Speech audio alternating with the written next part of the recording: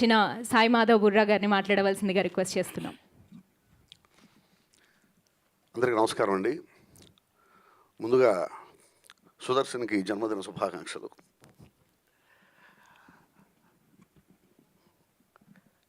చాలా positive vibes ఉన్నాయండి. ఆ మిస్టర్ సెలబ్రిటీ అనేటువంటి ఆ టైటిల్లోనే మంచి పాజిటివ్ వైబ్స్ ఉన్నాయి. ఇప్పుడు పాయింట్ చెప్పినప్పుడు నాకు నిజంగా చాలా ఆనందం వేసింది. తెలిసింది మాట్లాడటం స్వేచ్ఛ, తెలియంది మాట్లాడితే నేరం. ఎక్కడ పట్టినా జరుగుతుంది అదే. ఇంకోటి కూడా ఉంది, తెలిసింది నిజం అనుకుని మాట్లాడటం పొరపాటు, తెలుసు అనుకుని మాట్లాడటం మహాపాపం. ఇప్పుడంతా జరుగుతున్నాయని అయ్యానండి. ఎక్కడ పడితే అక్కడ జరుగుతున్నంతా అదే. ఒక అద్భుతమైన పాయింట్ తీసుకుని ఎక్స్ట్రాడనరీగా ఇప్పుడు చెప్తున్న దాన్ని బట్టి నాకు అర్థమైపోయింది కదా, ఖచ్చితంగా బాగుంటుంది సినిమా. ఎక్స్ట్రాడనరీ పాయింట్ అది. ముఖ్యంగా సుదర్శన్ చాలా అద్భుతమైన నటుడు అండి. సుదర్శన్ నేను చూస్తున్నా కదా, నేను కూడా సుదర్శన్తో ఒక సినిమా చేస్తున్నాను. అదేమిటి అనేది త్వరలో అనౌన్స్మెంట్ వస్తుంది.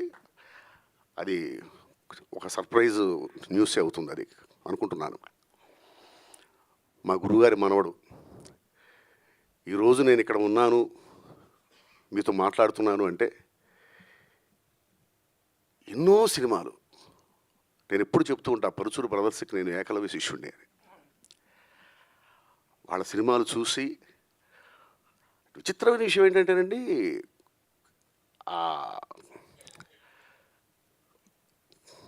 అంతకుముందు చాలామంది ఉన్నారు, దాని తర్వాత చాలామంది వచ్చారు.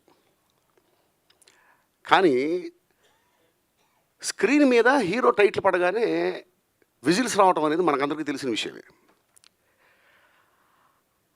అలాగే డైరెక్టర్ పేరు రాగానే విజిల్స్ పట్టడం అనేది నాకు తెలిసి దాసనారాయణరావు గారికి మాత్రమే జరిగింది. అది ఎంతోమంది దర్శకులకి అభిమానులు ఉంటారు, కానీ విజిల్స్ పట్టడం అనేది నాకు తెలిసి దాసన గారి టైటిల్ పడ్డప్పుడు విజిల్స్ విన్నాను నేను. కానీ ఒక రైటర్ టైటిల్ కార్డు పడ్డగానే విజిల్స్ రావడం అనేది ఒక్క పరుచూరి బ్రదర్స్ టైటిల్ కార్డుకి మాత్రమే జరిగిందండి. ఇక లేదు, అంతకు ముందు లేదు, ఆ తర్వాత లేదు. ఇప్పుడు ప్రస్తుతం ఇతను ఎక్కువ రెమ్యునరేషన్ తీసుకుంటున్నాడు, ఇతను నెంబర్ 1, ఇప్పుడు అతను ఇవన్నీ కాదండి. ఒక టైటిల్ కార్డు పడితే, రైటర్ టైటిల్ కార్డు పడితే విజిల్స్ రావటం ఏంటి అసలు అది? అది నేను చూసింది కేవలం పరుచూరి బ్రదర్స్ మాటలు. పరుచూరి బ్రదర్స్ అనగానే టక్కని చెప్పి కాగితాలు ఎగిరేయి విజిల్స్ పడుతూ ఉన్నాయి. నాకు కూడా ఎప్పటికైనా ఇలా నా టైటిల్ కార్డు కూడా పడి ఇట్లా విజిల్స్ వస్తే బాగుంటుందేమో అనేటి ఒక ఇన్స్పిరేషను. ఒక మంచి పొజిషన్కి అయితే వచ్చానేమో, కానీ ఆ విజిల్స్ మాత్రం ఎంతవరకు పడతలేదు, పడితే నమ్మకం కూడా లేదు నాకు. అంత గొప్ప మహానుభావులు మా గురుగారు పరుచూరి వెంకటేశ్వరరావు గారి మనవడు అనగానే ఇక ఖచ్చితంగా అద్భుతమైన టాలెంట్ ఉంటుంది. ఇక దానికి మళ్ళీ ఆలోచించాల్సిన అవసరం ఉంది, చూడాల్సిన అవసరం ఉంది. నేను ఫస్ట్ మనిషిని కలవగానే నాకు అర్థమైపోయింది, విపరీతమైన డెడికేషను, ఏదో చేయాలనేటువంటి కసి, పెద్దల పేరు నిలబెట్టాలనేటువంటి పట్టుదల, ఇవి ఉంటే చాలండి, పైకి వచ్చేస్తారు ఎవరైనా. అలాగే మంచి పాయింట్తో సినిమా స్టార్ట్ చేశారు. నాకు డైరెక్టర్ గారిలో కూడా మంచి కసి కనిపిస్తూ ఉంది, పట్టుదల కనిపిస్తూ ఉంది. ఎందుకంటే తీసుకున్న పాయింటే చాలా మంచిదండి. అసలు ఆ పాయింట్తో వెళ్దాం అనేటువంటి ఆలోచన చాలా గొప్ప విషయం. అది నేను సినిమా చూడలేదు, ఖచ్చితంగా బాగానే ఉంటుంది అనేటువంటి నమ్మకం నాకుంది.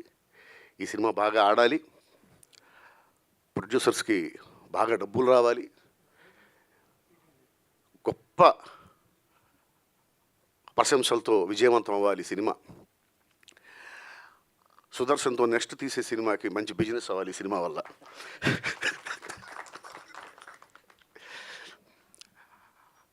మనస్ఫూర్తిగా కోరుకుంటూ, ఇలాంటి సినిమాలు, ఇలాంటి ఒక చిన్న బడ్జెట్లో పెద్ద విజయాన్ని సాధించే సినిమాలు ఎంత వస్తూ ఉంటే ఇండస్ట్రీకి ఎంత మంచిదండి.